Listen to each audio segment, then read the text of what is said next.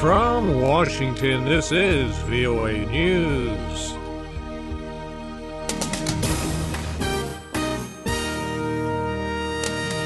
The U.S. Internal Revenue Service's acting director resigns in scandal. The international community urges a Syria political transition. I'm Ray Kugel reporting from Washington. A brewing scandal in Washington claimed its first victim. President Obama says the acting commissioner of the Internal Revenue Service, Stephen Miller, was asked to resign because of a scandal involving the tax agency's targeting of conservative groups. Miller says he'll leave next month. President Obama said the IRS misconduct was inexcusable and will not be tolerated.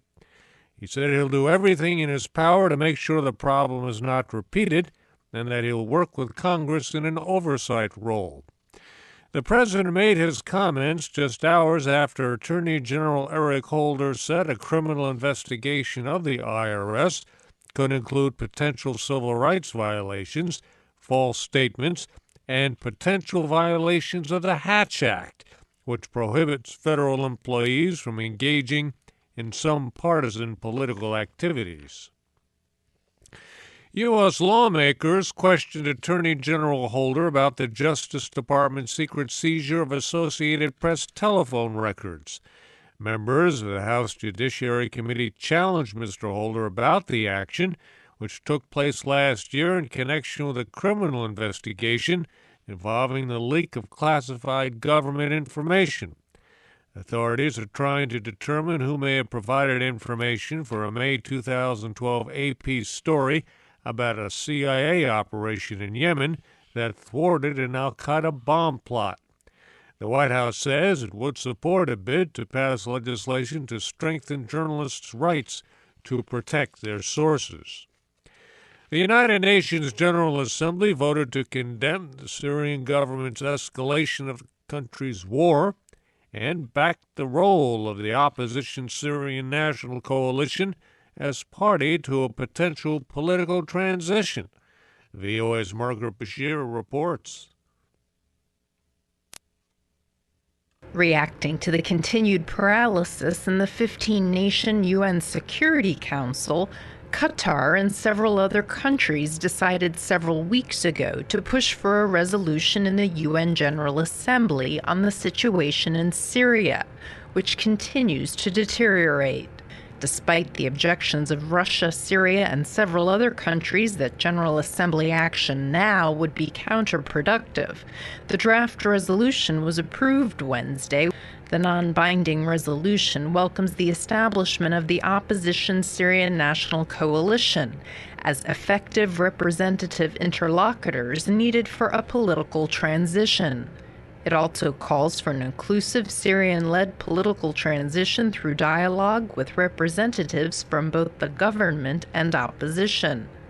Margaret Bashir, VOA News, the United Nations. The United Nations top nuclear inspector Herman Nickert says talks with Iran have ended without any agreement and no date set for any new meetings. This was the 10th round of talks since the start of the year between Iran and the International Atomic Energy Agency. UN inspectors want access to Iranian nuclear facilities and documents. Nigeria launched an offensive against Islamist insurgents a day after the country's president declared a state of emergency in 3 northeastern states. President Goodluck Jonathan says Nigeria is facing a rebellion in the north and acknowledged that Boko Haram militants have taken over parts of Borno State. International donors came through in a big way with more than $4 billion in pledges for development and peace building in Mali. Lisa Bryant has more. Mali's government hoped international donors would give generously to the West African nation, and they did. The tally at the end of Wednesday's pledging conference was about $4.2 billion, about $1 billion more than Malian authorities had expected. At a press conference in Brussels, President François Hollande of France, which co-hosted the conference along with the European Union, characterized it as a big success. European Commission President José Manuel Barroso says follow-up mechanisms will be put in place to ensure the pledges on behalf of Mali bear fruit. Lisa Bryant for VOA News, Paris. The head of the International Monetary Fund says cutting inequality can help economic growth. But Christine Lagarde says inequality has been growing over the past 25 years. She says the richest 0.5% of the population now holds 35% of global wealth.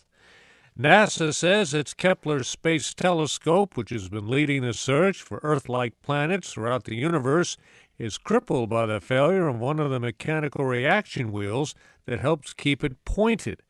The U.S. Space Agency announced that unless the reaction wheel's operation can be restored or another way found to orient the spacecraft, Kepler's planet-hunting efforts will have to come to a premature end. I'm Ray Kugel, VOA News. More on our website at voanews.com.